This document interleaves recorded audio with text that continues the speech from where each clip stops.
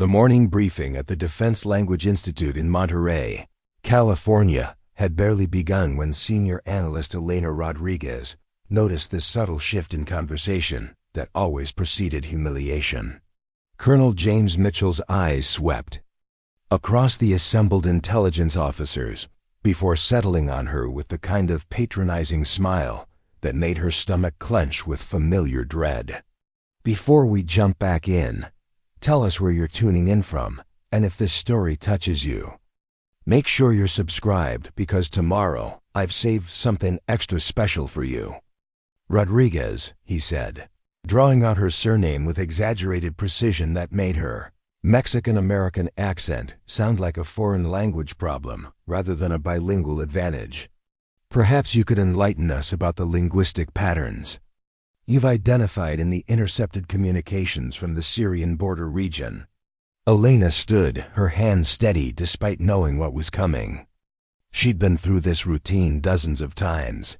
During her 3 years at the DLI, every briefing became an opportunity for her colleagues to focus on how she spoke rather than what she was saying.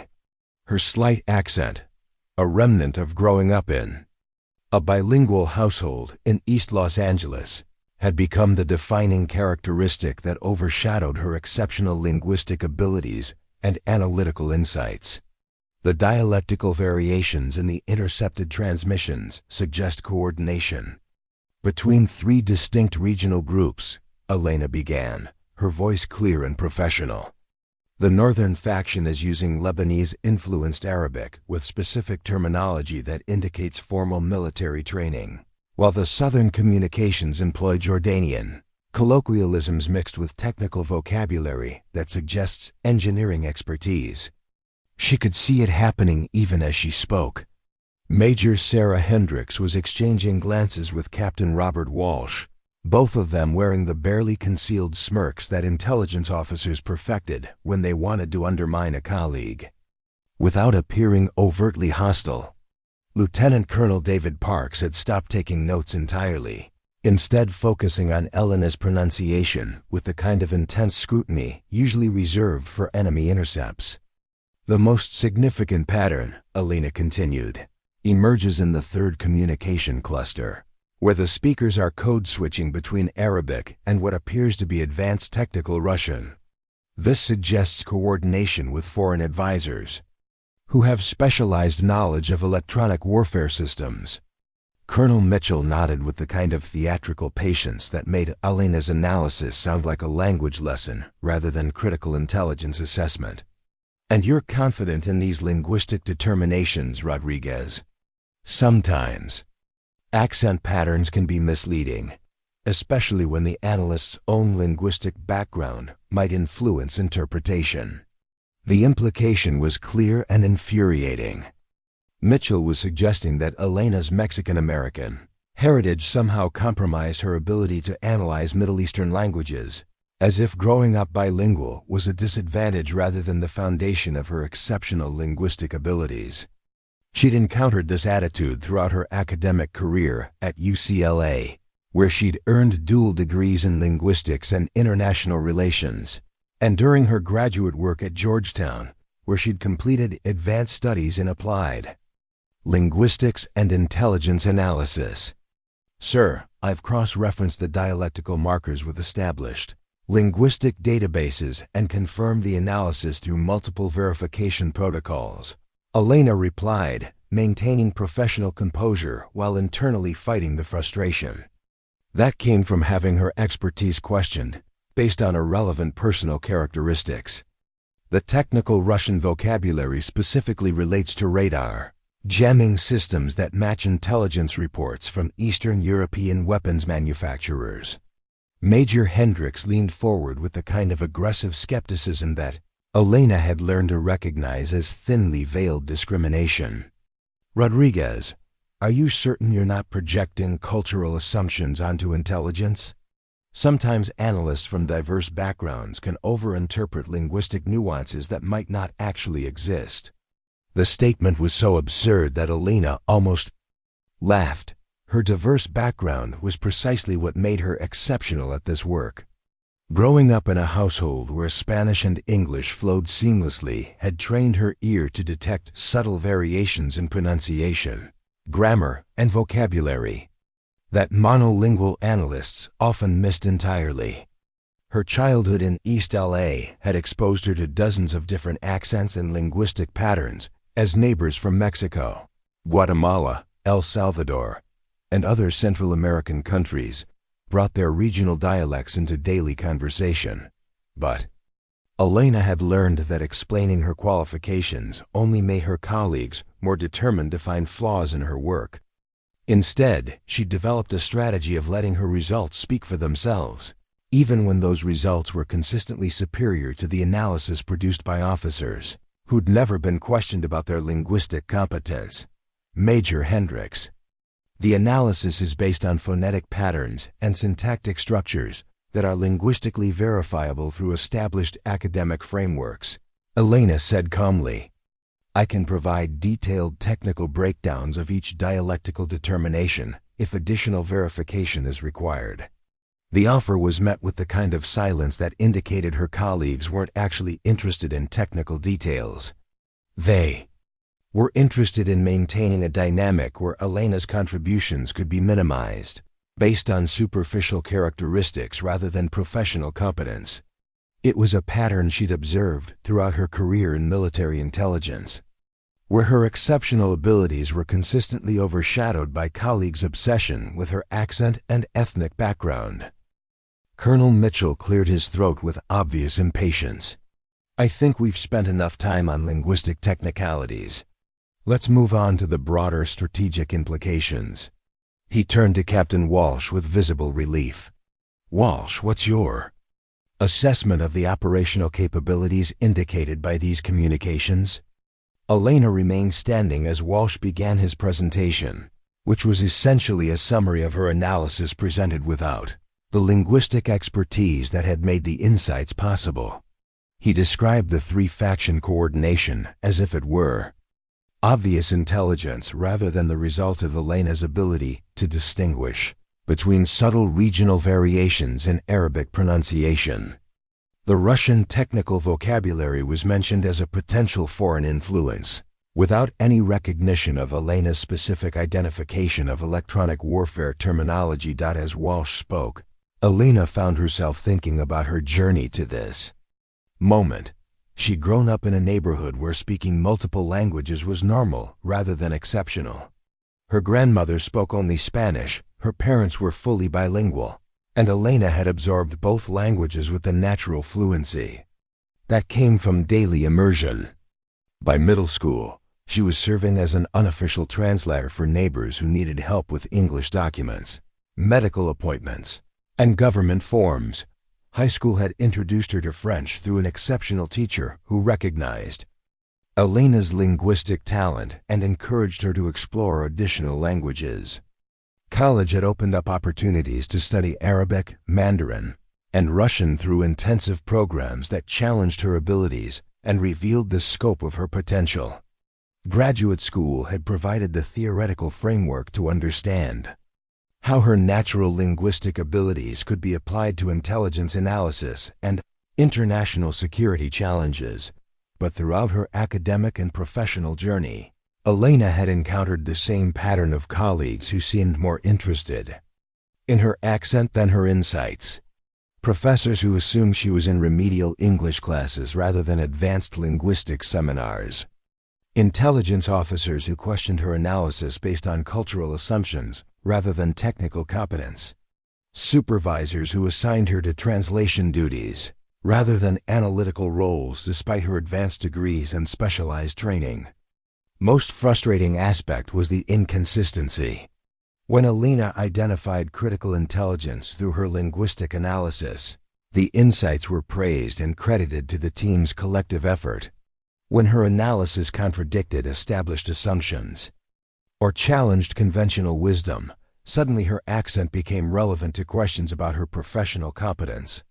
It was a dynamic that allowed her colleagues to benefit from her exceptional abilities while maintaining their own sense of intellectual superiority. Captain Walsh finished his presentation to approving nods from the assembled officers. Colonel Mitchell began discussing operational recommendations that were based entirely on Elena's linguistic analysis, but presented as if they'd emerged from collaborative team assessment rather than individual expertise.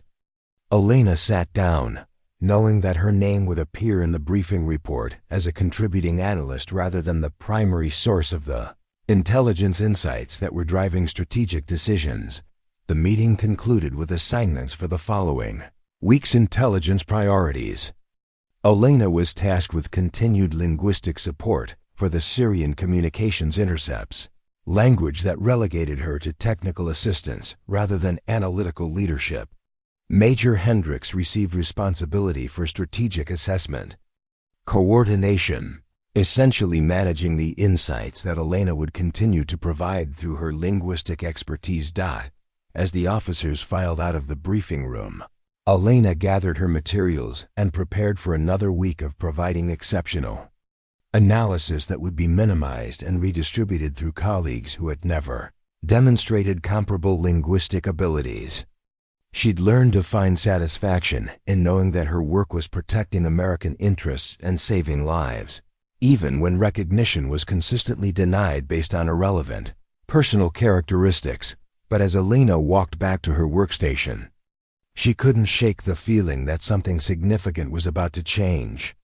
The Syrian communications intercepts contained patterns that suggested coordination beyond anything they'd previously encountered.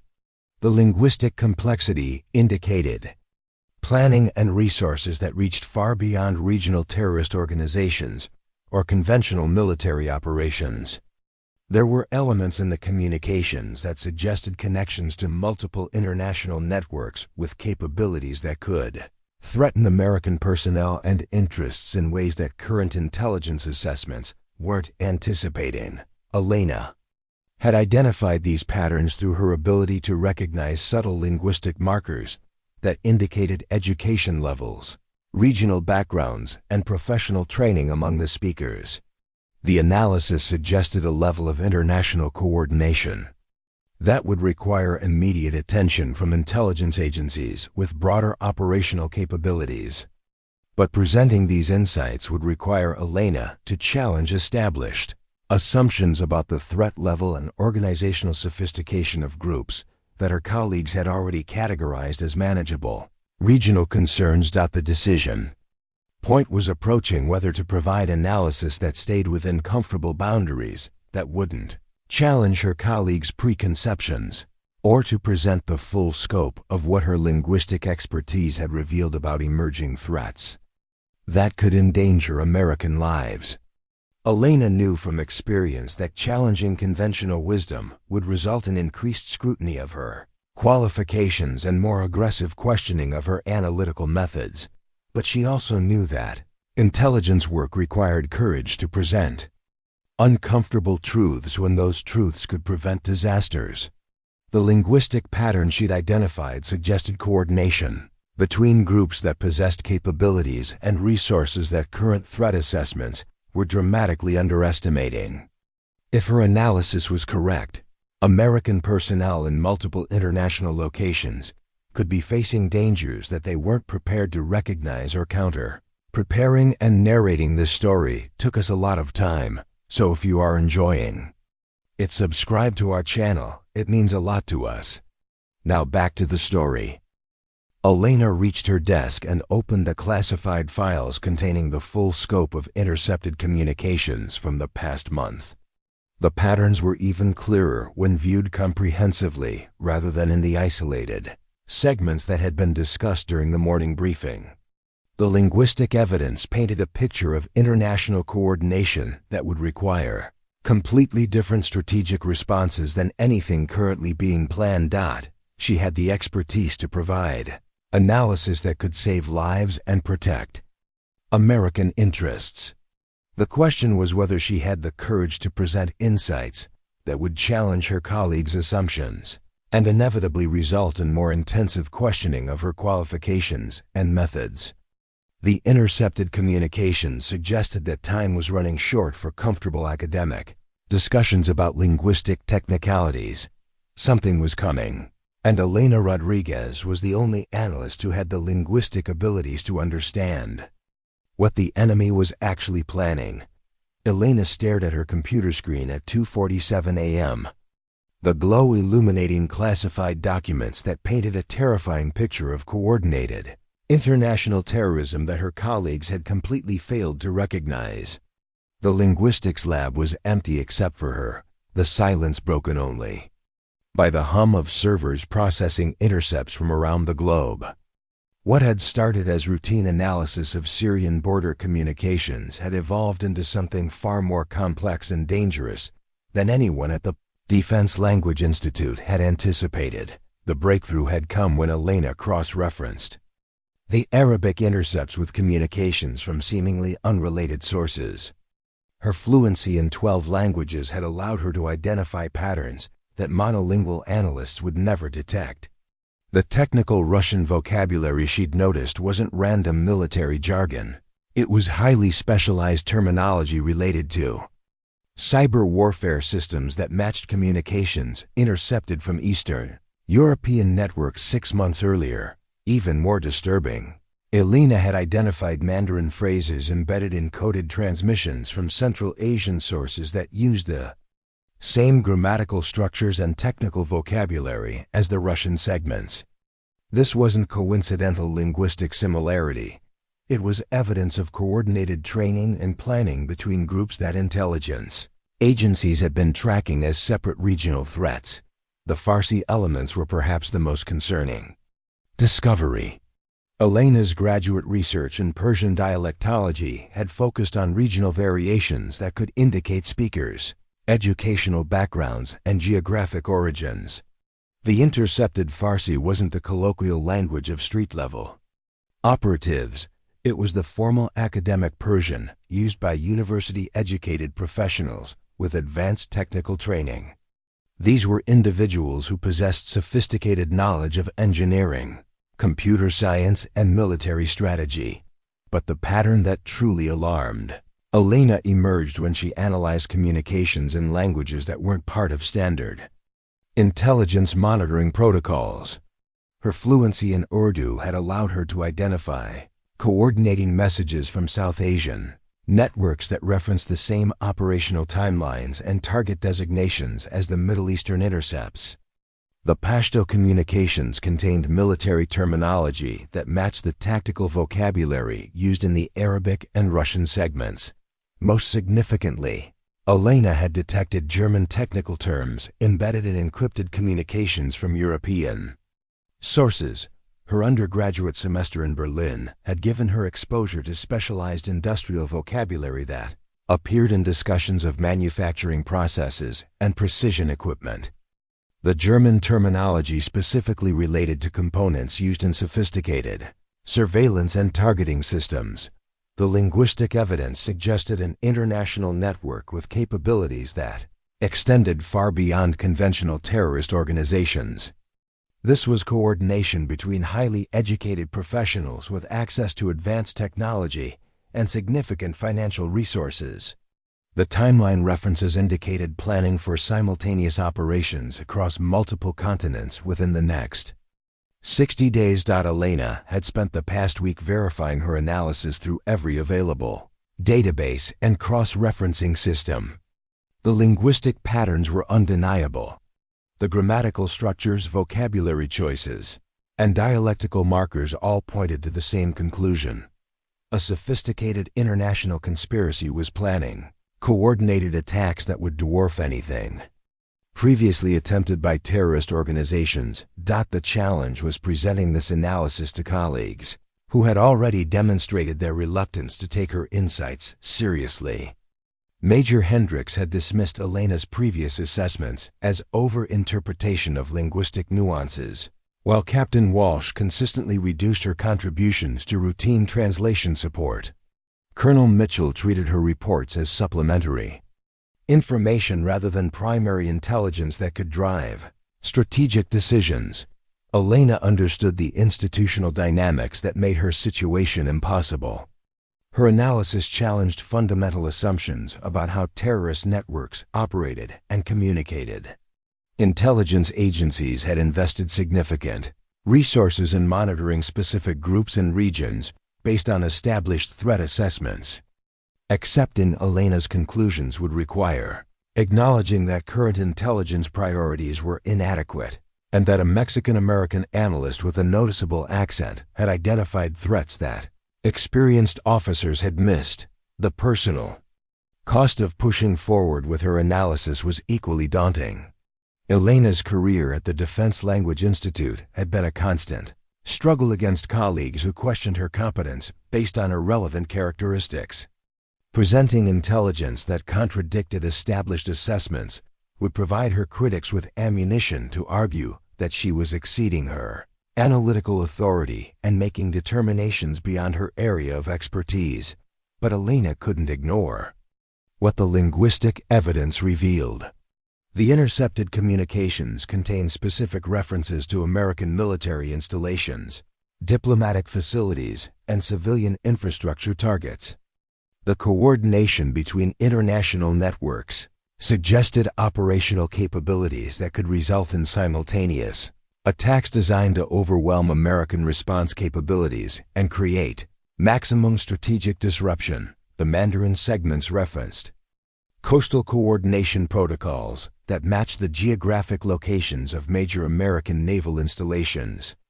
The Russian technical discussions included terminology related to satellite communication systems that could indicate plans to disrupt military coordination during attacks. The Arabic communications contained tactical vocabulary that suggested urban warfare training and specific knowledge of American metropolitan areas. Elena had cross-referenced the linguistic patterns with declassified intelligence reports from previous terrorist attacks. The vocabulary sophistication and operational complexity indicated planning resources that exceeded anything demonstrated by conventional terrorist organizations. This was evidence of state-level coordination and financing, possibly involving intelligence agencies from multiple hostile nations, working through terrorist proxies to maintain plausible deniability. The German industrial terminology was particularly concerning because it related to precision manufacturing equipment used in guidance systems for advanced weapons. Combined with the Russian cyber warfare vocabulary and the Chinese coordination protocols, the linguistic evidence suggested preparations for attacks using technology that would require significant technical expertise and international cooperation. To acquire and deploy, Elena had identified 12 distinct languages being used in coordinated communications, each contributing specific technical expertise to what appeared to be a comprehensive plan for attacking American interests worldwide. Her ability to understand all 12 languages had revealed patterns that would be invisible to intelligence analysts working with translated summaries or focusing on individual language intercepts. The timeline was accelerating. Recent communications showed increased frequency and urgency that suggested operational planning was entering final phases. References to festival preparations and seasonal celebrations were consistent across multiple languages and geographic sources, indicating coordinated timing for attacks planned during upcoming American holidays when security protocols might be reduced and emergency response capabilities stretched thin. Elena faced an impossible choice. She could present her analysis through official channels, knowing that her colleagues would likely dismiss her conclusions and possibly question her loyalty for suggesting that established intelligence assessments were inadequate. The institutional resistance would be enormous, and Elena's career prospects would suffer regardless of whether her analysis proved accurate. Alternatively, she could remain silent and hope that other analysts would eventually identify the same patterns through different methods.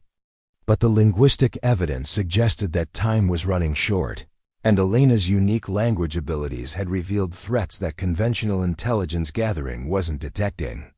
Staying silent could mean allowing attacks to proceed that might have been prevented through timely warning and appropriate defensive measures. The decision was complicated by Elena's knowledge of how intelligence bureaucracies operated.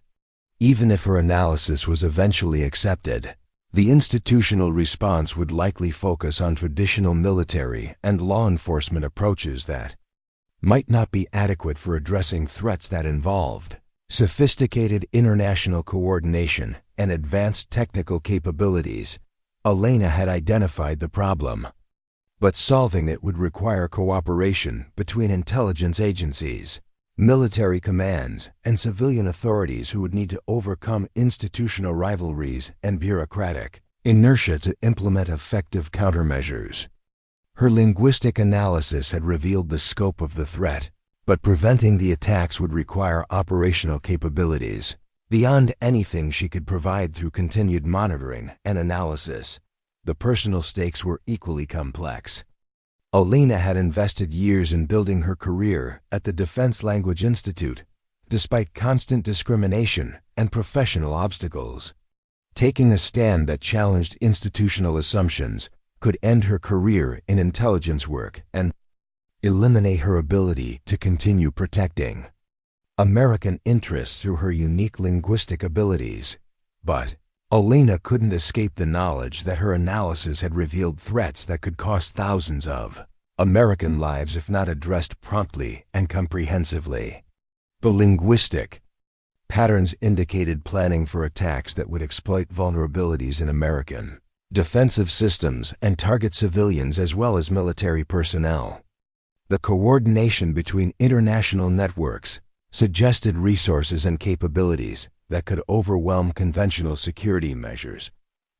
As Elena sat in the empty linguistics lab, she realized that her decision would define not only her professional future but also her ability to live with the consequences of action or inaction. The intercepted communications contained enough specific information to potentially prevent disasters, but presenting that information would require challenging colleagues who had already demonstrated their willingness to minimize her contributions and question her competence. The choice came down to personal survival versus professional responsibility. Elena could protect her career by staying within the boundaries that her colleagues had established for her contributions, or she could risk everything to ensure that decision-makers had access to intelligence that could save lives and protect national security. Elena opened a new classified document and began typing her comprehensive analysis, knowing that once she submitted the report, there would be no way to avoid the institutional conflict that would follow. The linguistic evidence demanded action, regardless of the personal cost. The time for comfortable academic discussions about linguistic nuances had ended. Elena Rodriguez was about to discover whether the Defense Language Institute valued accurate intelligence more than institutional hierarchy. Elena's finger hovered over the send button at 5:23 a.m., her comprehensive intelligence report complete and ready for distribution to the highest levels of military command. The document contained 47 pages of detailed linguistic analysis that revealed an international terrorist conspiracy unlike anything in modern intelligence history. She had documented communications in 12 languages that proved coordinated planning for simultaneous attacks across 4 continents, with American targets identified by name and specific operational timelines that left no doubt about the immediacy of the threat. The report began with an executive summary that could be understood by non-linguists but was supported by technical analysis that demonstrated the sophisticated nature of the conspiracy. Elena had included audio samples with phonetic transcriptions that proved the dialectical markers she'd identified. Frequency analysis charts showed the increasing urgency in communications over the past month. Geographic correlation maps linked intercepts from seemingly unrelated sources across Europe, Asia, Africa, and South America. Most critically, Elena had identified the operational coding names and timeline references that appeared consistently across all 12 languages. Autumn Symphony was referenced in Arabic, Russian, Mandarin, Farsi, Urdu, Pashto, German, French, Italian, Portuguese, Korean, and Turkish communications. The linguistic consistency proved this wasn't coincidental similarity, but deliberate Coordination using shared operational planning. Elena pressed send at exactly 5:30 a.m., transmitting her analysis simultaneously to Colonel Mitchell, the Intelligence Division Command, the Department of Defense Threat Assessment Center, and the National Security Agency's Linguistic Analysis Division. The report classification level required immediate review by senior officers with authority to initiate emergency response protocols. The response came faster than Elena had anticipated. Her secure phone rang at 6:15 a.m. with a call from Colonel Mitchell's office. His voice carried a tension she'd never heard before, stripped of the casual condescension that usually characterized their interactions. "Rodriguez, I need you in my office immediately. Bring all source materials related to your overnight report." Elena gathered her classified files and made the walk to Mitchell's office, knowing that everything in her career was about to change. The hallways of the Defense Language Institute seemed different in the early morning hours, quieter but somehow more charged with the kind of energy that preceded significant events. Mitchell's office contained more people than Elena had expected. Major Hendricks was present, along with Captain Walsh and 3 officers she didn't recognize wearing uniforms that indicated much higher security clearances than standard DLI personnel. A woman in civilian clothes with the alert bearing of a senior intelligence officer sat at the conference table with Elena's report open in front of her. "Rodriguez," Mitchell began without preamble, "your report has created considerable interest at levels well above our normal operational authority. This is Director Sarah Chun from the NS's Counterterrorism Linguistic Division, Colonel Marcus Thompson from Defense Intelligence Agency Strategic Assessment, and Agent Jennifer Martinez from the FBI's International Terrorism Task Force." Elena took a seat at the conference table, acutely aware that her analysis had just elevated a routine assignment into something that required coordination between multiple federal agencies. Director Chun looked up from the report with the kind of focused attention that indicated she'd found Elena's conclusions both convincing and deeply troubling. "Ms. Rodriguez," Chun said, her voice carrying the authority of someone accustomed to dealing with national security crises, "your linguistic analysis suggests coordination between terrorist networks that we've been tracking as separate regional threats. The implications are staggering if your conclusions are accurate." Colonel Thompson leaned forward, his expression serious. "The operational timeline you've identified gives us less than 40 days to identify and neutralize threats that could potentially dwarf September 11th in terms of coordination and casualties. We need to verify your analysis and understand exactly how you reached these conclusions." Elena spent the next 3 hours walking through her methodology, explaining how her fluency in 12 languages had allowed her to identify patterns that would be invisible to analysts working with translated summaries. She demonstrated the dialectical markers that proved speaker education levels and geographic origins. She showed how technical vocabulary in different languages referred to the same equipment and operational concepts. The breakthrough moment came when Elena played audio samples that demonstrated voice pattern matching across different language intercepts. The same individuals were communicating in multiple languages, using identical speech rhythms and pronunciation patterns that proved they were multilingual coordinators rather than separate regional operators. Agent Martinez took detailed notes as Elena explained how the German industrial terminology connected to Russian cyber warfare vocabulary and Chinese coordination protocols. The linguistic evidence proved that terrorist networks were receiving technical support from state-level actors with advanced manufacturing and intelligence capabilities. This level of international coordination requires resources and planning, capabilities that exceed anything we've previously attributed to non-state actors, Director Chun observed. "Your analysis suggests we're dealing with proxy operations that could have significant government backing." The immediate validation was intoxicating for Elena. After years of having her expertise minimized and her insights dismissed, She was suddenly the primary source of intelligence that was driving emergency consultations at the highest levels of the American security apparatus. Senior officers who would normally never interact with a staff analyst were hanging on her every word and asking detailed questions about her methodology. But the validation came with immediate complications that Elena hadn't anticipated. As her analysis was accepted and began driving operational decisions, the institutional dynamics at the Defense Language Institute shifted dramatically. Major Hendricks, who had spent months questioning Elena's competence, was suddenly excluded from high-level briefings where Elena's insights were directing strategic planning. Captain Walsh found himself in the awkward position of having dismissed analysis that was now being used to coordinate responses involving multiple federal agencies. Colonel Mitchell was forced to explain to his superiors why his linguistic division had nearly missed intelligence that could prevent international terrorist attacks. The institutional backlash began within hours of the emergency briefing. Elena returned to her workstation to find that her security clearances had been elevated to levels that prevented most of her colleagues from accessing her work or even discussing her current assignments.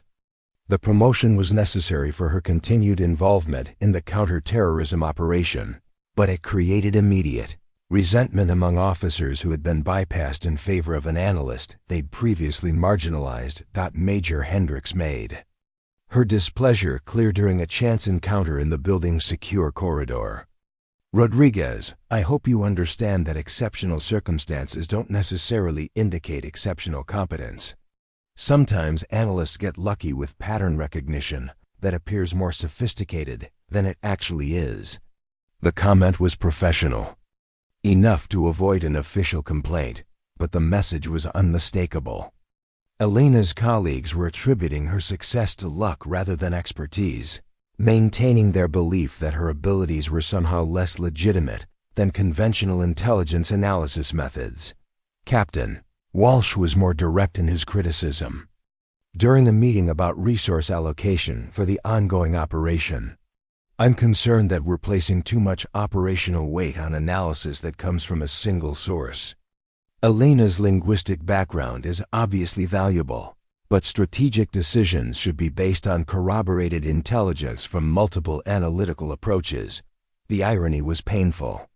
Elena's analysis was being simultaneously praised by senior intelligence officials and questioned by immediate colleagues who couldn't accept that their linguistic assumptions had been inadequate. Her success was being reframed as dangerous over-reliance on unverified conclusions rather than recognition of exceptional analytical capabilities. The situation became more complex when Elena's expanded role required her to brief intelligence officials from allied nations.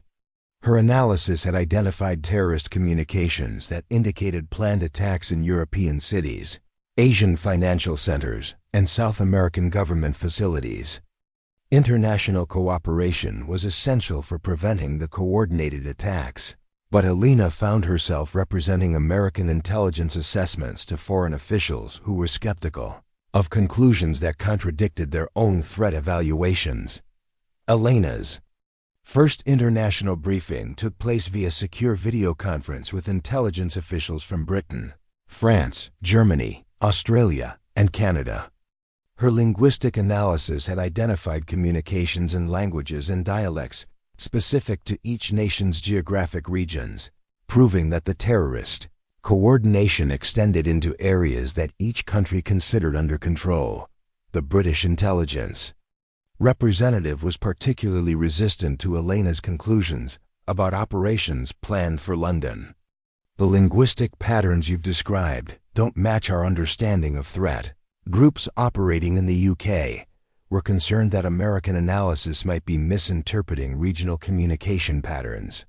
Elena found herself in the surreal position of explaining British dialectical variations to British intelligence officers who couldn't understand how an American analyst had identified threats in their own territory that their domestic monitoring hadn't detected.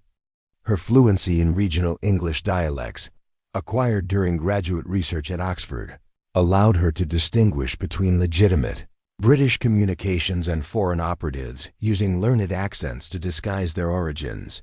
The French officials were even more skeptical when Elena presented evidence of operational planning that used technical terminology specific to French industrial systems.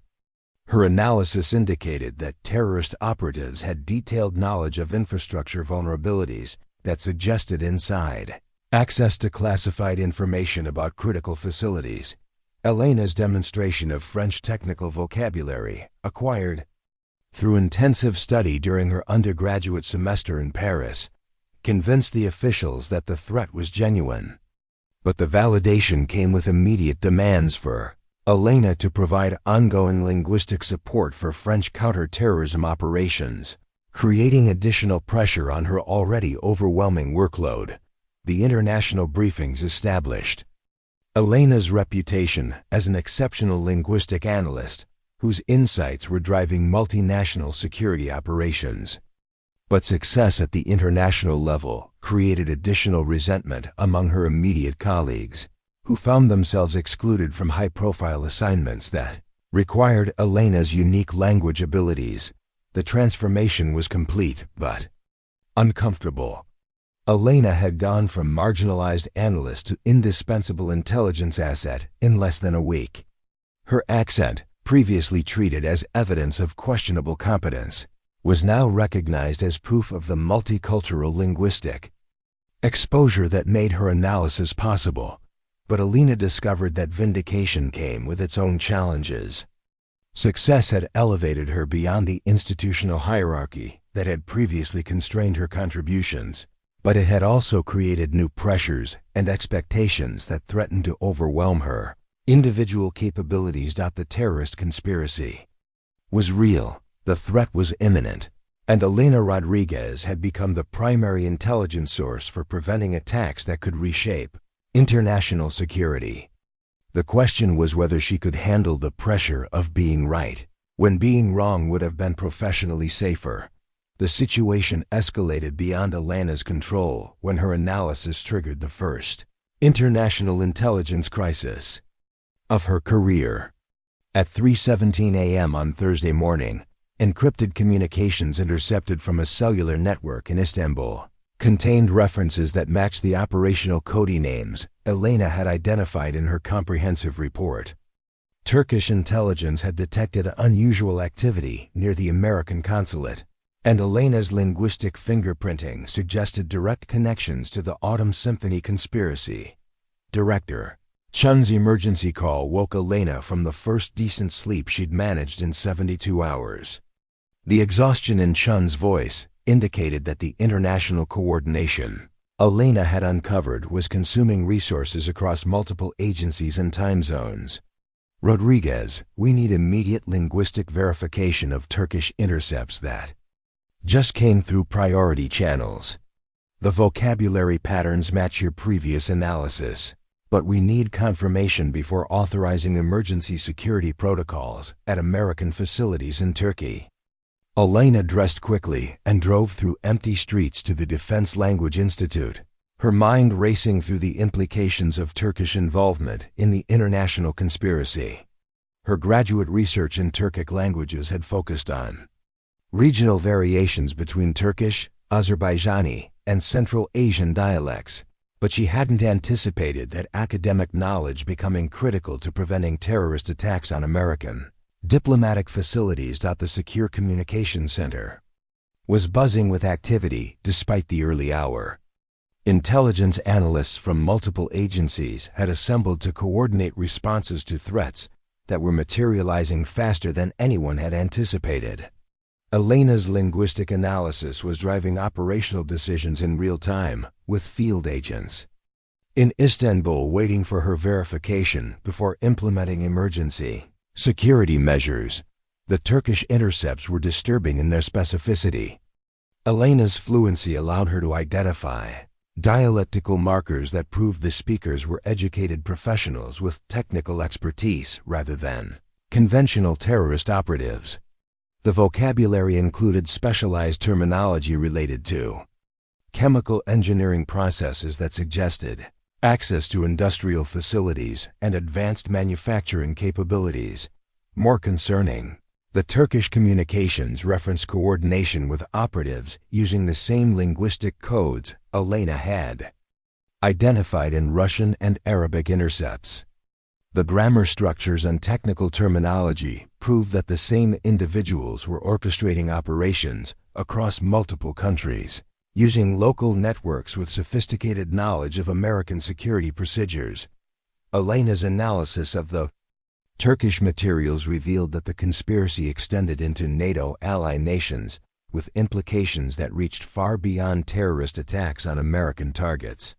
The linguistic evidence suggested that hostile intelligence agencies were using terrorist proxies to gather information about Allied military installations and diplomatic communication systems. The breakthrough came when Alena identified Persian loanwords in the Turkish intercepts that matched specific technical vocabulary from the Iranian communications she'd analyzed the previous week. The linguistic connection proved direct coordination between Iranian intelligence operatives and terrorist networks operating in Turkey, with American facilities serving as primary targets for intelligence gathering and potential attacks. Alena's verification triggered immediate implementation of emergency security protocols at American facilities across Turkey, with similar measures being considered for diplomatic installations throughout the region. Her linguistic analysis had identified threats that conventional intelligence gathering had missed, potentially preventing attacks that could have destabilized American relationships with critical NATO allies. The success came with immediate complications that Alena hadn't anticipated. Turkish intelligence officials demanded direct access to Alena's analysis methods and source materials, arguing that threats to American facilities in Turkey required full cooperation between Allied intelligence agencies. The request created diplomatic tensions because Alena's analysis had revealed Turkish security vulnerabilities that could embarrass the government if acknowledged publicly. Director Chun briefed Alena on the diplomatic complexities during an emergency meeting that included representatives from the State Department and the National Security Council. Alena's linguistic expertise had uncovered intelligence that required careful handling to maintain alliance relationships while addressing genuine security threats.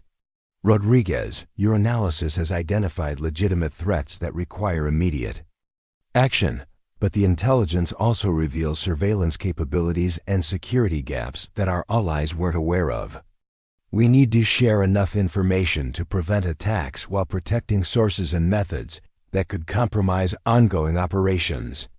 Alena found herself participating in discussions about international diplomacy and intelligence sharing protocols that extended far beyond her original role as a linguistic analyst. Her insights were driving policy decisions at levels where analytical mistakes could affect American relationships with critical allies and potentially destabilize regional security cooperation. The pressure intensified when Alena's analysis of communications from multiple countries revealed that the Autumn Symphony conspiracy involved coordination between terrorist networks and hostile intelligence agencies operating in friendly nations. The linguistic evidence suggested that Iranian and Russian operatives were using terrorist proxies to conduct surveillance and gather intelligence about American and Allied military capabilities. Alena's identification of Persian and Russian technical vocabulary and communications intercepted from Germany, France, and Britain proved that hostile intelligence operations were far more extensive than Allied security agencies had recognized. The revelation required immediate consultation with NATO intelligence coordination mechanisms and threatened to expose security vulnerabilities that could affect alliance military planning. The international implications became clear during Alena's second major briefing with Allied intelligence officials. Her linguistic analysis had identified operational planning that extended beyond terrorist attacks to include intelligence gathering operations targeting NATO military exercises, weapons development programs, and communication systems used for Alliance coordination. British intelligence officials were particularly concerned when Elena demonstrated how Persian technical terminology in intercepts from London indicated Iranian operatives with detailed knowledge of British defense facilities. Her analysis suggested that Iranian intelligence had infiltrated British academic and industrial institutions to gather information about advanced weapons systems and military technologies. French officials were equally alarmed by Elena's identification of Russian technical vocabulary and communications intercepted near French nuclear facilities. The linguistic evidence suggested that Russian intelligence operatives were using terrorist networks to conduct surveillance and gather information about French nuclear security procedures and facility vulnerabilities. German intelligence representatives requested immediate access to Elena's analytical methods when her linguistic analysis revealed evidence of coordinated operations targeting American military installations in Germany.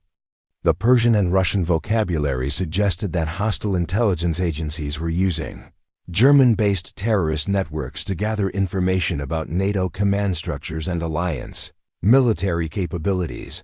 Elena's expanding role in international intelligence coordination required security clearances and briefing authorities that elevated her far beyond her original position at the Defense Language Institute. Within 2 weeks of submitting her initial analysis, she was briefing senior officials from multiple allied nations and providing linguistic support for counter-terrorism operations across 4 continents. The professional recognition was everything Elena had hoped for throughout her career, but success came with personal costs she hadn't anticipated. The intense workload and constant pressure to provide immediate linguistic verification for time-sensitive operations left her exhausted and isolated from normal social relationships. Elena's colleagues at the Defense Language Institute had mixed reactions to her sudden prominence in international intelligence operations. Some expressed genuine admiration for her analytical capabilities and the recognition she'd earned through exceptional work. Others maintained their skepticism about her methods and questioned whether her success represented legitimate expertise or fortunate timing with pattern recognition. Major Hendricks made her continued resentment clear during a chance encounter in the facility's secure parking area. "Rodriguez, I hope you're prepared for the inevitable scrutiny that comes with high-profile assignments. Sometimes analysts who receive rapid promotions find that their methods don't hold up under closer examination by more experienced officers." The comment reflected the institutional tensions that Elena's success had created within the Defense Language Institute hierarchy. Her elevation beyond the normal promotional structure had disrupted established relationships and created resentment among officers who felt bypassed in favor of an analyst they'd previously dismissed as marginally competent. Captain Walsh was more direct in expressing his concerns about Elena's expanded role during a meeting about resource allocation for ongoing operations. "I'm worried that we're creating unrealistic expectations about linguistic analysis capabilities. Elena's recent success might be encouraging decision-makers to place too much weight on analytical methods that haven't been thoroughly tested under varied operational conditions." The criticism was professionally phrased but reflected deeper concerns about Elena's rapid rise to prominence in international intelligence operations. Her colleagues were struggling to reconcile their previous assessments of her capabilities with the recognition she was receiving from senior officials, who praised her analytical insights and relied on her linguistic expertise for critical operational decisions. Elena understood that her success had created institutional tensions that extended beyond personal rivalries. Her analytical methods challenged conventional approaches to intelligence assessment and threatened established hierarchies within the Defense Language Institute. The recognition she'd earned came at the cost of relationships with colleagues who felt their own expertise had been devalued. The situation became more complex when Elena's analysis began identifying threats that required coordination between American intelligence agencies and foreign governments with different priorities and security concerns. Her linguistic insights were driving policy decisions that affected international relationships and alliance cooperation, creating pressure for diplomatic solutions to problems that Elena had identified through technical analysis.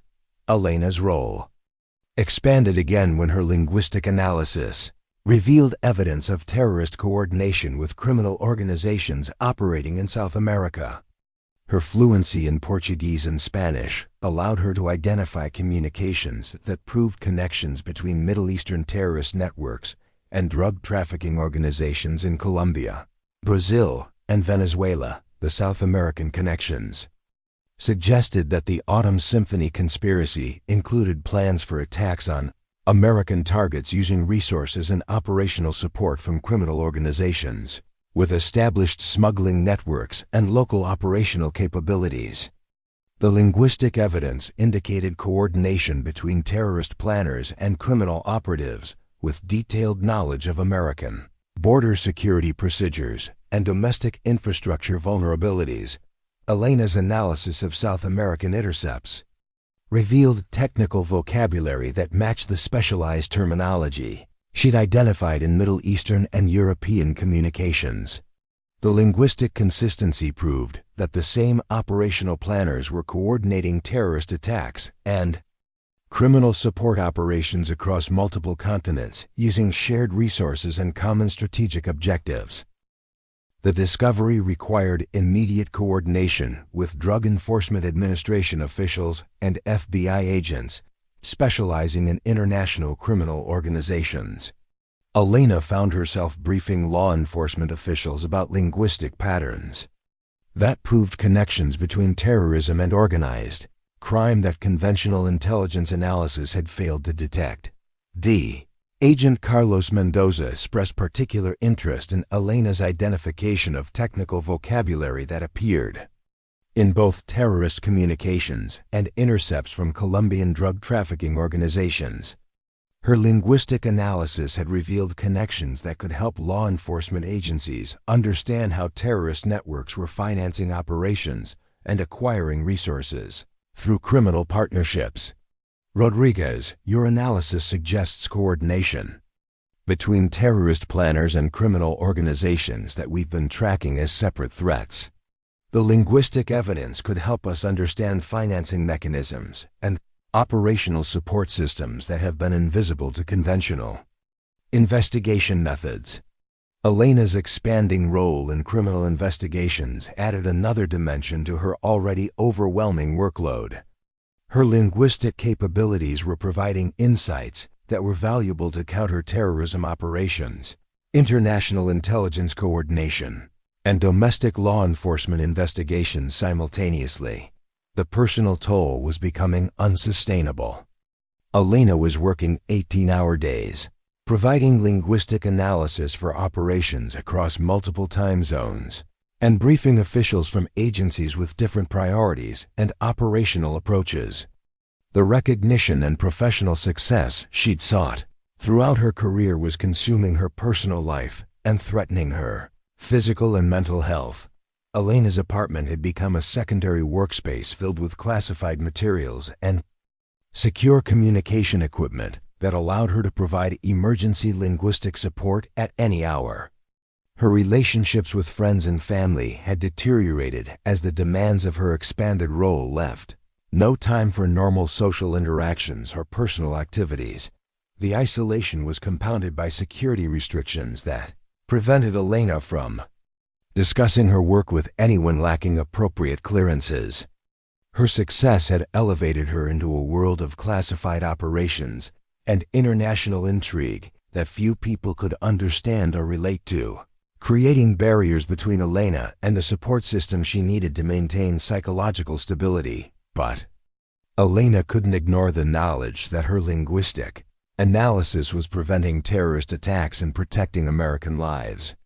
The intercepted communications contained specific references to planned operations that would have resulted in massive casualties, if not detected and disrupted through intelligence agencies working with information that Elena's unique capabilities had provided that the moral imperative was clear, even as the personal costs mounted. Elena had identified genuine threats that required immediate action, and her linguistic expertise was providing intelligence that no other analyst could generate through conventional methods. Stepping back from her expanded role would mean allowing attacks to proceed that her analysis could help prevent. Elena's decision to continue despite the personal costs reflected her commitment to protecting American lives and interests, even when that commitment came at the expense of her own well-being and personal relationships. She had become indispensable to operations that were protecting innocent people from terrorist attacks, and that responsibility outweighed the professional and personal sacrifices required to maintain her contribution. The weight of truth was heavier than Elena had anticipated when she first decided to challenge her colleagues' assumptions and present analysis that contradicted established intelligence assessments. Success had brought recognition and validation, but it had also created responsibilities and pressures that threatened to overwhelm her individual capabilities. Elena realized that her journey from marginalized analyst to indispensable intelligence asset was far from over. The Autumn Symphony conspiracy was larger and more complex than anyone had initially understood, and Elena's linguistic capabilities remained the primary tool for understanding the full scope of threats that conventional intelligence analysis was failing to detect. The question was no longer whether Elena had the courage to present uncomfortable truths to skeptical colleagues. The question was whether she had the strength to bear the weight of truth when that truth made her responsible for preventing disasters that could reshape international security and cost thousands of innocent lives. The encrypted message that arrived at Elena's secure terminal at 4:42 a.m. on October 15th would forever change the scope of the Autumn Symphony investigation. The communication, intercepted from a satellite network over the Pacific Ocean, contained a linguistic anomaly that made Elena's blood run cold. Hidden within what appeared to be routine maritime shipping coordinates were Korean technical terms that matched the cyber warfare vocabulary she'd identified in Russian intercepts 3 weeks earlier. Elena's expertise in Korean, developed during her graduate exchange program at Seoul National University, allowed her to recognize that the technical terminology wasn't standard Korean military language.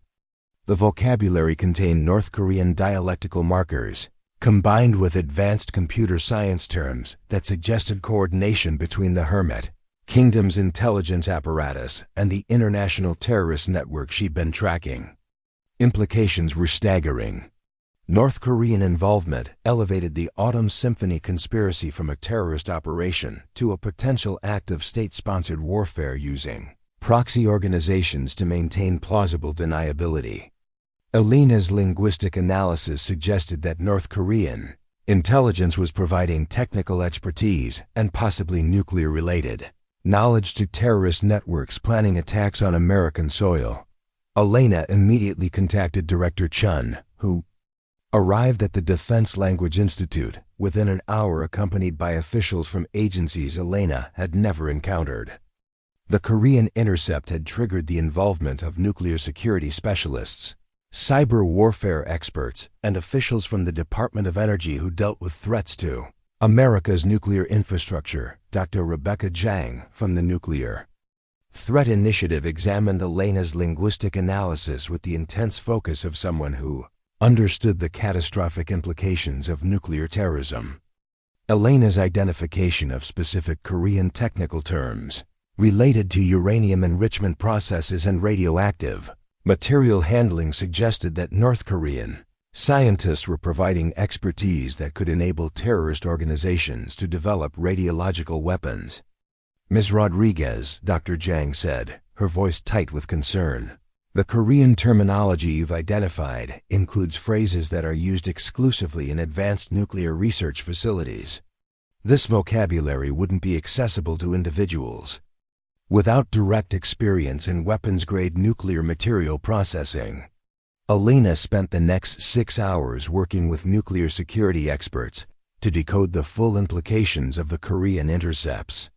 Her linguistic analysis revealed that North Korean operatives were providing detailed technical instructions for handling radioactive materials and constructing devices that could disperse nuclear contamination across wide urban areas. The Korean communications referenced specific American cities and included geographic coordinates that corresponded to major population centers, government facilities, and critical infrastructure installations.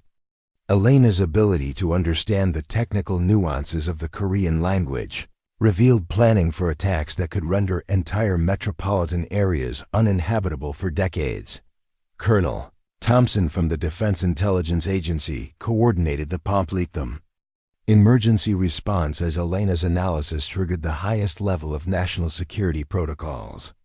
Her linguistic insights were driving decisions that could affect millions of American lives and required coordination between military commands, civilian authorities, and international allies with nuclear expertise. Rodriguez, your analysis suggests we're facing a nuclear terrorism threat that exceeds anything in our previous threat assessments. The North Korean technical assistance could enable terrorist networks to construct devices that would create radiological disasters beyond our current emergency response capabilities. Elena's linguistic work expanded to include communications in languages she hadn't previously encountered in the investigation. The Korean connection led to intercepts containing technical discussions in Japanese, indicating that the conspiracy might include rogue scientists or criminal organizations operating within America's closest Asian ally. Her analysis of Japanese technical vocabulary revealed disturbing parallels to the Korean nuclear terminology. The linguistic pattern suggested that individuals with advanced scientific training were coordinating across national boundaries to provide terrorist networks with expertise that could enable weapons of mass destruction attacks against civilian targets. Elena's identification of Chinese technical terms embedded in communications from multiple Asian sources proved that the nuclear terrorism threat extended beyond North Korean state sponsorship. Her linguistic analysis suggested coordination between scientists and intelligence operatives from several Asian nations, possibly working through criminal networks to avoid detection by their own governments. The Asian connections required Elena to brief intelligence officials from Japan, South Korea, and allied Pacific nations about linguistic evidence that proved nuclear terrorism planning was occurring within their territories. Her analysis had identified threats that required immediate cooperation between nations with complex historical relationships and competing security interests. Elena's first briefing with Japanese intelligence officials took place via secure video conference at 2 a.m. local time, accommodating the international coordination requirements of the unfolding crisis. Her linguistic analysis had identified Japanese technical vocabulary that suggested coordination between terrorist networks and individuals with access to Japan's advanced nuclear technology sector. The Japanese representatives were initially skeptical of Elena's conclusions about nuclear terrorism planning occurring within Japan's borders. Their domestic intelligence agencies had detected no unusual activity related to nuclear materials or advanced scientific research that could support terrorist operations. Elena's demonstration of specific Japanese technical terminology convinced the officials that the threat was genuine. Her fluency in scientific Japanese, acquired through intensive study of nuclear engineering literature during her graduate research, allowed her to explain exactly what type of expertise was being shared and how it could be applied to radiological weapon construction. The validation from Japanese intelligence created immediate pressure for Elena to provide similar linguistic analysis for intercepts from other Asian nations. Her unique language abilities had become critical to understanding a nuclear terrorism conspiracy that extended across multiple countries and required unprecedented international cooperation to address effectively. Elena's analysis of communications from Southeast Asian sources revealed additional disturbing patterns. Her fluency in Indonesian and Malaysian allowed her to identify technical discussions about uranium, smuggling routes and processing facilities that could support terrorist weapon development programs. The Southeast Asian connection suggested that the nuclear terrorism conspiracy included sophisticated logistics networks capable of moving radioactive materials across international boundaries without detection by conventional security measures. Elena's linguistic analysis revealed coordination between criminal organizations and terrorist networks that possess detailed knowledge of customs procedures and border security protocols. Elena's identification of Thai technical vocabulary in communications intercepted near the Myanmar border proved that nuclear smuggling operations were utilizing the same routes and methods employed by traditional criminal organizations involved in drug trafficking and human smuggling. The linguistic evidence suggested that terrorist networks were leveraging existing criminal infrastructure to acquire and transport nuclear materials. The complexity of the international nuclear terrorism conspiracy required Elena to work with experts from agencies she'd never interacted with previously. Nuclear security specialists from the Department of Energy provided technical context for the vocabulary Elena was identifying and intercepts from multiple countries. Dr. Michael Harrison from the Nuclear Emergency Support Team explained the catastrophic implications of the technical processes Elena had identified through her linguistic analysis. The Korean and Japanese vocabulary suggested knowledge of advanced nuclear engineering that could enable terrorist organizations to construct devices far more sophisticated than conventional radiological weapons. Rodriguez, the technical terminology you've identified indicates knowledge of nuclear physics and engineering that would require years of advanced education and direct experience with weapons-grade materials. We're not dealing with conventional terrorists who acquired basic radiological materials. This suggests coordination with individuals who have worked in state-level nuclear weapons programs. Elena's linguistic analysis was revealing a nuclear terrorism threat that exceeded the worst-case scenarios that emergency planners had previously considered. The international coordination and technical expertise suggested capabilities that could enable multiple simultaneous attacks using weapons that would create long-term contamination and require unprecedented evacuation and decontamination efforts. Personal toll of working on nuclear terrorism prevention was unlike anything Elena had experienced during her previous intelligence assignments. The knowledge that her linguistic analysis was the primary tool for understanding threats that could kill hundreds of thousands of people created psychological pressure that affected her sleep, appetite, and ability to maintain normal social relationships. Elena's apartment had become a high-security workspace, equipped with communication systems that allowed her to provide emergency linguistic support for nuclear security operations across multiple time zones. Her personal life had effectively disappeared as the demands of preventing nuclear terrorism consumed every aspect of her daily routine. Isolation was compounded by security restrictions that prevented Elena from discussing the true nature of her work with family members or friends who were concerned about the obvious changes in her behavior and lifestyle. Her success in uncovering the nuclear terrorism conspiracy had elevated her into classified operations that few people could understand or provide emotional support for navigating. Elena's relationship with her parents in East Los Angeles had become particularly strained as her work schedule and travel requirements made regular contact impossible. Her mother's concerns about Elena's health and well-being created additional emotional pressure at a time when Elena needed family support but couldn't explain the national security responsibilities that were consuming her life. The professional recognition Elena received from senior intelligence officials provided some compensation for the personal sacrifices, but validation from colleagues couldn't replace the human connections that Elena's expanded role had made impossible to maintain.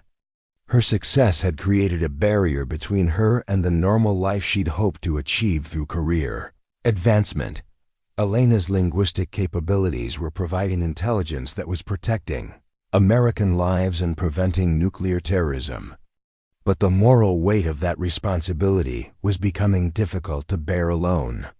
She had become indispensable to operations that could prevent catastrophic attacks, but success came at the cost of personal relationships and psychological well-being. The situation escalated further when Elena's analysis of nuclear terrorism communications revealed timing references that suggested coordinated attacks were planned for the upcoming holiday season. Her linguistic identification of calendar references across multiple languages indicated that terrorist networks were planning to exploit reduced security, staffing, and emergency response capabilities during American holiday periods. Elena's analysis of timing references in Korean, Japanese, Chinese, and Southeast Asian languages revealed consistent patterns that proved international coordination for attacks planned during Thanksgiving week. The linguistic evidence suggested that terrorist networks understood American holiday schedules and were planning operations designed to maximize casualties and minimize effective government response. The holiday timing created additional pressure for Elena's linguistic analysis as intelligence agencies scrambled to identify specific targets and prevent attacks that could occur within weeks rather than months. Her ability to understand technical discussions in multiple Asian languages had become critical to preventing nuclear terrorism during America's most celebrated family holiday. Elena worked 18-hour days analyzing intercepted communications for any additional clues about target selection, timing, and operational methods that terrorist networks were planning to employ. Her linguistic expertise was providing the primary intelligence for counterterrorism operations that were racing against a deadline that could result in unprecedented American casualties. The breakthrough came when Elena identified geographic references in Mandarin Chinese communications that corresponded to major American metropolitan areas with large Asian American populations.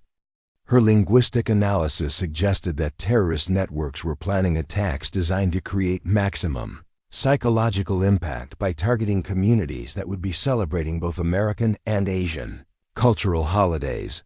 Elena's identification of specific neighborhood references in Chinese communications intercepted from the San Francisco Bay Area provided intelligence agencies with actionable information for preventing nuclear terrorism in one of America's most densely populated regions. Her linguistic analysis had identified threats that conventional intelligence gathering had missed entirely. The California connections required immediate coordination with state and local law enforcement agencies that lacked experience with nuclear terrorism threats.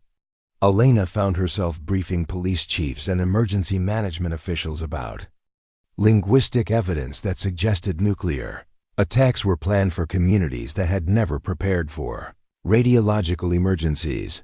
Elena's linguistic analysis was driving operational decisions that affected millions of California residents, with evacuation plans and emergency response protocols being developed based on intelligence that only she could provide through her unique language abilities. The responsibility for preventing nuclear terrorism had become a personal burden that Elena carried alone. The investigation reached a critical point when Elena's analysis revealed communications suggesting that terrorist networks possessed more advanced nuclear materials than previously understood.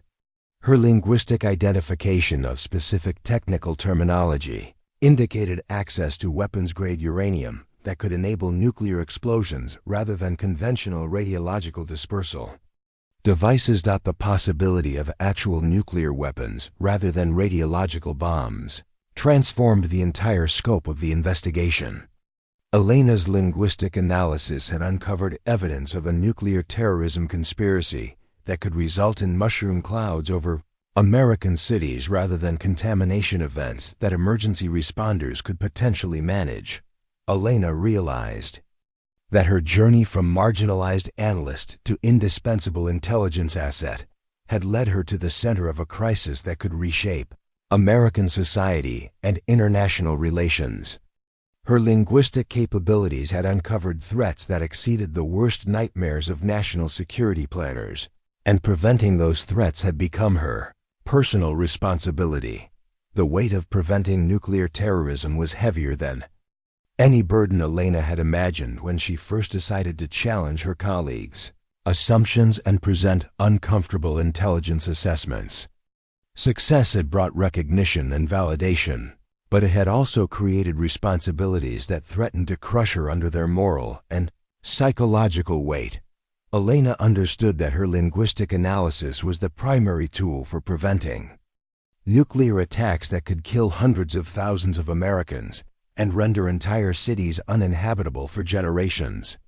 The knowledge that such catastrophic consequences depended on her individual capabilities created pressure that no training or career preparation could have anticipated.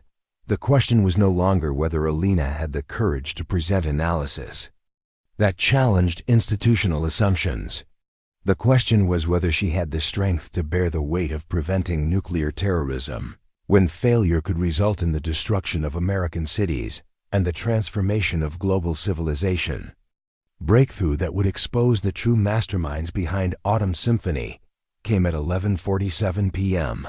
on October 22nd, when Elena detected something unprecedented in a seemingly routine intercept from a cargo ship traversing the Mediterranean Sea. Hidden within standard maritime communications were Arabic phrases that contained grammatical structures she'd never encountered in 7 years of analyzing Middle Eastern intercepts. The linguistic anomaly was subtle but unmistakable to Elena's trained ear. The Arabic contained syntactic patterns that belonged to classical literary Arabic, combined with modern technical vocabulary in ways that suggested the speaker had learned the language through formal academic study rather than native acquisition. More disturbing, the pronunciation markers indicated someone attempting to disguise their natural speech patterns while discussing uranium enrichment procedures. Elena's analysis revealed that the speaker was not a native Arabic speaker, but someone with advanced linguistic training who was deliberately adopting Middle Eastern dialectical markers to conceal their true identity. The technical discussions included references to centrifuge operations and isotope separation that matched the nuclear vocabulary she'd identified in North Korean communications weeks earlier. The deception suggested something far more sinister than international terrorist coordination. Elena was looking at evidence that individuals with state-level intelligence training were actively directing the nuclear terrorism conspiracy while using sophisticated linguistic camouflage to avoid identification by conventional intelligence analysis methods. Elena's discovery triggered an immediate crisis response that brought together intelligence officials from agencies that rarely coordinated their operations. The possibility that foreign intelligence operatives were directing nuclear terrorism attacks against American targets required expertise from counterintelligence specialists who dealt with espionage rather than conventional terrorism threats. Deputy Director Marcus Webb from the CIA's Counterintelligence Division arrived at the Defense Language Institute within 3 hours of Elena's initial report. His presence indicated that the investigation had escalated beyond counterterrorism into the realm of state-sponsored warfare using nuclear weapons against civilian populations. Rodriguez, Webb said, his voice carrying the gravity of someone who understood the implications of Elena's discovery. If your linguistic analysis is correct, we're not dealing with terrorist organizations that acquired nuclear expertise. We're looking at intelligence operatives from hostile nations who are personally directing nuclear attacks while using terrorist networks to maintain plausible deniability. Elena spent the remainder of the night working with counterintelligence experts to decode the full implications of the linguistic deception she'd uncovered. Her analysis revealed that multiple communications previously attributed to terrorist coordinators contained similar evidence of non-native speakers using learned dialects to disguise their national origins. The pattern was consistent across languages and geographic regions. Elena's identification of artificial accent patterns in Russian communication suggested that non-Russian speakers were impersonating Soviet-trained operatives. Chinese intercepts contained grammatical structures that indicated speakers who had learned Mandarin through formal study rather than cultural immersion.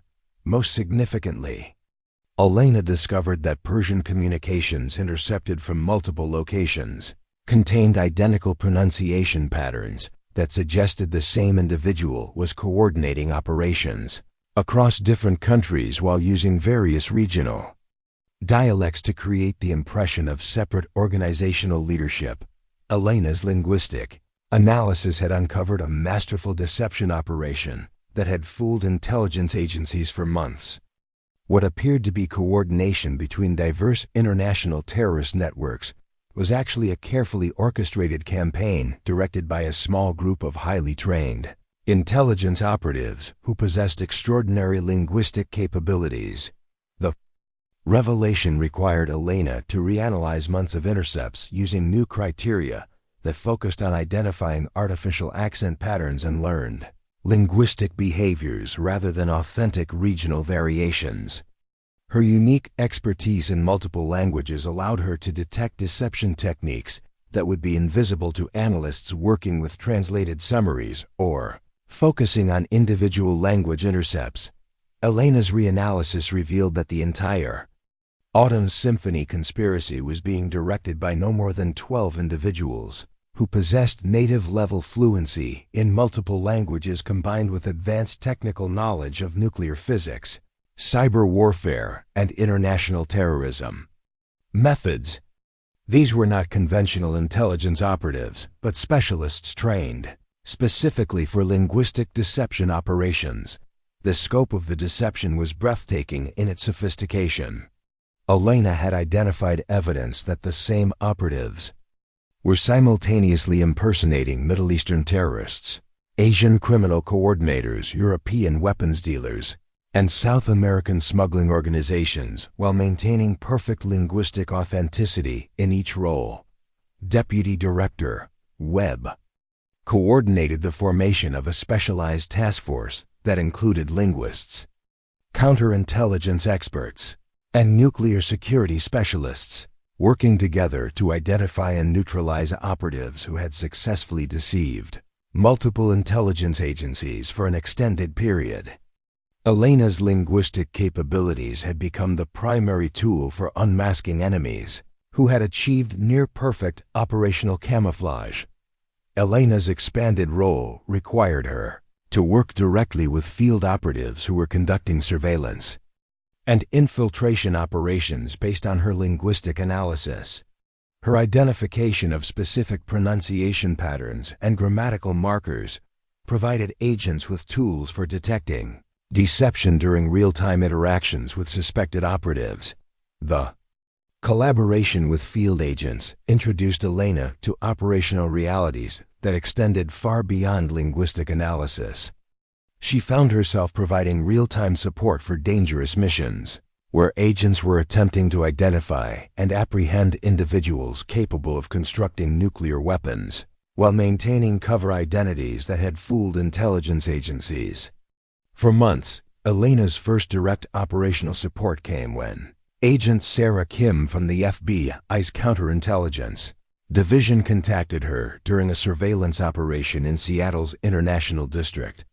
Kim had identified an individual whose speech patterns matched Elena's analysis of artificially constructed linguistic profiles. Rodriguez, I need immediate verification of accent patterns from a subject who claims to be a Syrian refugee, but whose Arabic contains inconsistencies that match your deception indicators. This individual has been observed near the port of Seattle, conducting surveillance of shipping facilities that handle nuclear materials. Elena provided real-time linguistic analysis that confirmed the subject was using learned Arabic rather than native speech patterns. Her identification of specific grammatical errors that native speakers wouldn't make provided Agent Kim with evidence that justified immediate detention and intensive interrogation of a suspected nuclear terrorism operative. The Seattle operation resulted in the arrest of an individual who possessed false identity documents from 3 different countries and technical knowledge of nuclear material transportation that exceeded anything demonstrated by conventional terrorists. Elena's linguistic analysis had enabled the capture of an operative who could have provided critical intelligence about the broader conspiracy. The success of the Seattle operation established Elena as an indispensable resource for field operations targeting linguistically sophisticated adversaries. Her ability to detect deception in real-time communications became essential for agents who were attempting to identify operatives trained to defeat conventional counterintelligence methods. Elena's operational support role expanded when her linguistic analysis identified patterns suggesting that deception operatives were actively infiltrating American academic and research institutions. Her detection of artificial accent patterns in communications intercepted near major universities indicated that foreign intelligence operatives were using sophisticated cover identities to access nuclear research facilities and recruit American scientists. The academic infiltration threat required Elena to work with FBI agents specializing in counterintelligence operations within American universities. Her linguistic analysis provided tools for identifying operatives who had successfully integrated into academic communities while maintaining their true mission of acquiring nuclear expertise for terrorist operations. Elena's analysis of communications intercepted near MIT's Nuclear Engineering Department revealed evidence that operatives were using multiple false identities to establish relationships with American researchers working on advanced nuclear technologies. The linguistic patterns indicated coordination between individuals posing as international students, visiting scholars, and research collaborators. The MIT investigation uncovered a sophisticated espionage network that extended beyond nuclear terrorism into strategic intelligence gathering about American weapons development programs. Elena's linguistic capabilities had exposed operatives who were simultaneously planning terrorist attacks and conducting espionage operations that threatened America's technological advantages in nuclear weapons and defense systems. The discovery of academic infiltration operations created additional pressure for Elena's analytical capabilities as intelligence agencies scrambled to identify how many American institutions had been compromised by linguistically sophisticated foreign operatives. Her unique expertise became critical for distinguishing between legitimate international academic collaboration and carefully disguised espionage operations. Elena's analysis expanded to include communications intercepted from dozens of American universities, national laboratories, and private research facilities involved in nuclear technology development. Her identification of artificial linguistic patterns provided the primary method for detecting operatives who had successfully penetrated America's most sensitive scientific institutions. The scope of the infiltration was staggering. Elena's linguistic analysis revealed evidence of coordinated operations targeting nuclear research at Los Alamos National Laboratory, Lawrence Livermore National Laboratory, Oak Ridge National Laboratory, and multiple universities conducting classified research for the Department of Energy and Department of Defense. The operatives had achieved unprecedented access to American nuclear secrets through careful construction of academic identities that allowed them to participate in research programs, attend classified briefings, and establish relationships with scientists who possessed detailed knowledge of weapons design and nuclear security procedures. Elena's identification of linguistic deception patterns became the primary tool for exposing what intelligence officials recognized as the most successful foreign penetration of American nuclear programs since the Soviet espionage operations of the 1940s. Her unique capabilities had uncovered a strategic intelligence disaster that extended far beyond nuclear terrorism into the realm of national security threats that could affect America's nuclear deterrent capabilities. The revelation that nuclear Terrorism planning was connected to broader espionage operations against American nuclear programs, required coordination between intelligence agencies, military commands, and civilian authorities responsible for protecting the nation's most sensitive. Scientific research. Elena's linguistic analysis was driving decisions that affected America's nuclear security at the highest levels of government. Elena found herself briefing officials from the National Security Council about linguistic evidence that proved foreign operatives had successfully infiltrated American nuclear research for years while planning terrorist attacks that would utilize knowledge acquired through their espionage operations. Her analysis had uncovered threats that combined the immediate danger of nuclear terrorism with long-term strategic vulnerabilities that could affect America's position in international nuclear competition. The personal toll of working on nuclear espionage investigations exceeded anything Elena had experienced during her previous intelligence assignments.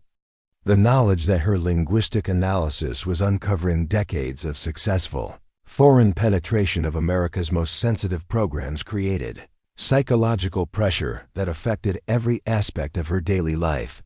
Elena's role in exposing nuclear espionage had elevated her beyond intelligence analysis into policy discussions about fundamental changes to America's approach to scientific collaboration and academic exchange programs.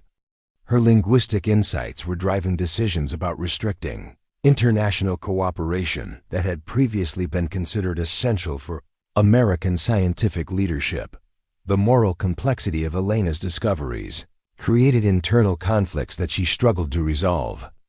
Her linguistic analysis had revealed genuine threats that required immediate action, but addressing those threats would require measures that could damage America's relationship with allied nations and restrict scientific cooperation that benefited American research programs. Elena understood that her linguistic capabilities had uncovered a conspiracy that threatened not only American lives through nuclear terrorism, but also America's long-term security through systematic espionage against nuclear programs. The scope of the threats she'd identified exceeded anything in modern intelligence history and required responses that could reshape America's approach to international scientific cooperation. The investigation reached a critical juncture when Elena's analysis revealed communication suggesting that the nuclear terrorism and espionage operations were coordinated by a single organization with resources and capabilities that exceeded any known intelligence agency. Her linguistic identification of consistent command structures across multiple operations indicated a level of coordination that suggested state-level backing combined with operational independence. Elena's analysis suggested that America was facing an adversary that combined the resources of hostile nations with the operational flexibility of non-state actors, creating threats that existing security frameworks were inadequate to address. Her linguistic capabilities were providing the primary intelligence about enemies who had successfully evaded detection while conducting operations that threatened America's nuclear security at multiple levels. The weight of preventing nuclear terrorism and exposing nuclear espionage had become a burden that Elena carried alone. Knowing that failure could result in catastrophic attacks against American cities and the compromise of nuclear secrets that protected the nation's strategic deterrent capabilities. Her linguistic analysis had become America's primary defense against threats that could reshape global power relationships and endanger millions of innocent lives. Elena realized that her journey from marginalized analyst to indispensable intelligence asset had led her to the center of a crisis that exceeded the worst nightmares of national security planners. Her unique linguistic capabilities were the only tool available for understanding and countering threats that combined immediate nuclear terrorism with long-term espionage operations that had successfully penetrated America's most sensitive institutions. The question was no longer whether Elena had the courage to present uncomfortable intelligence assessments. The question was whether America's security institutions had the capability to address Threats that Elena's linguistic analysis had revealed were far more sophisticated and dangerous than anyone had previously understood. The final confrontation began at 6:23 a.m. on November 1st, when Elena's linguistic analysis cracked the most sophisticated deception in intelligence history. Working alone in the Secure Communications Center, she had discovered something that would save thousands of lives but cost her everything she had worked to achieve.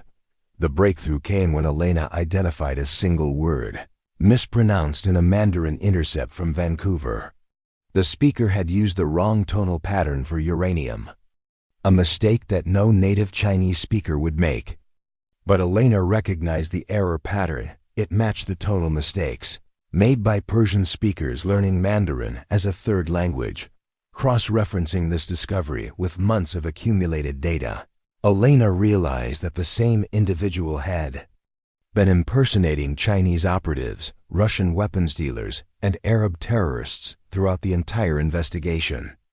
The master manipulator was Iranian intelligence colonel Cyrus Bahadouri, a linguistic genius who spoke 14 languages with near-native fluency. Elena's identification of Bahadouri's subtle pronunciation patterns across multiple false identities revealed the stunning truth. The entire Autumn Symphony conspiracy was a single-person operation designed to trigger a massive American overreaction that would destroy international relationships and scientific cooperation that Iran viewed as threats to their regional ambitions. That there was no international terrorist network, no coordinated nuclear terrorism conspiracy, no foreign operatives infiltrating American universities. Bahadouri had created an elaborate phantom threat using his extraordinary linguistic abilities to impersonate dozens of different identities, while feeding intelligence agencies false information that would cause America to damage its own strategic interests. Elena's realization came with horrifying clarity. The nuclear materials that agencies were desperately trying to intercept didn't exist. The planned attacks on American cities were fiction. The coordinated timing for holiday terrorism was elaborate theater. Bahadouri had manipulated Elena's linguistic expertise to create a crisis that was consuming America's intelligence resources while Iran pursued actual strategic objectives elsewhere. But the deception was so sophisticated that Elena couldn't simply announce her discovery. Bahadouri had anticipated that eventual exposure might occur, and he had constructed the false intelligence network with backup deceptions that would make Elena appear to be the actual threat. Her unique linguistic abilities, which had made her indispensable to the investigation, could now be presented as evidence that she was the only person capable of creating such elaborate foreign language deceptions. Elena understood that revealing the truth would destroy her career and possibly result in espionage charges. Her colleagues, who had spent months dismissing her insights, would eagerly embrace any explanation that portrayed her as a traitor rather than acknowledging their own gullibility. The institutional dynamics that had marginalized her throughout her career would protect them from responsibility for being deceived by a single foreign operative. Elena made her choice at 7:45 a.m., typing a classified message that would be delivered simultaneously to every agency involved in the investigation. Her report detailed exactly how Bahadouri had constructed the phantom threat, provided linguistic evidence that proved the deception, and included actionable intelligence about Iran's actual strategic operations that the false crisis had been designed to conceal. The response was swift and brutal. Within hours, Elena was suspended from all intelligence activities, pending a comprehensive security investigation.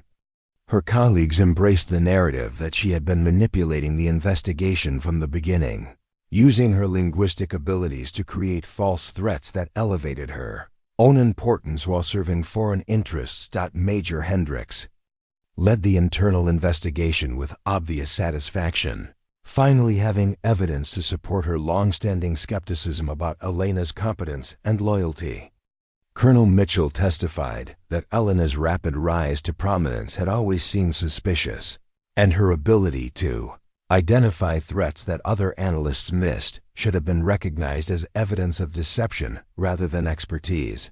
Elena was transferred to administrative duties pending the completion of security investigations that could take years to resolve.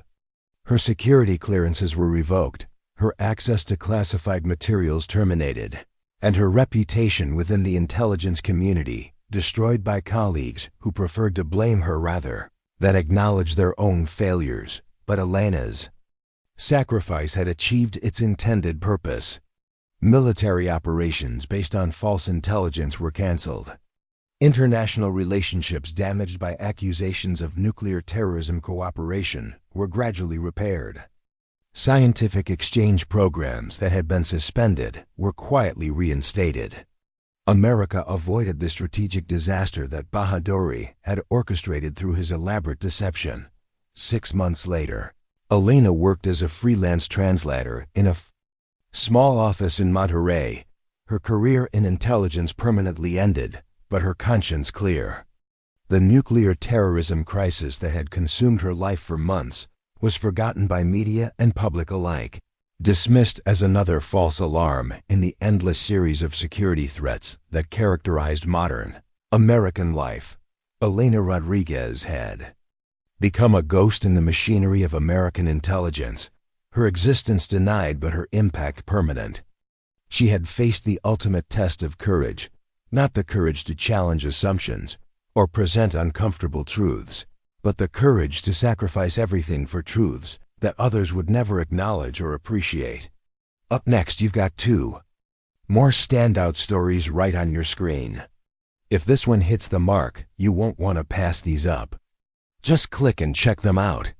And don't forget to subscribe and turn on the notification bell so you don't miss any upload from us.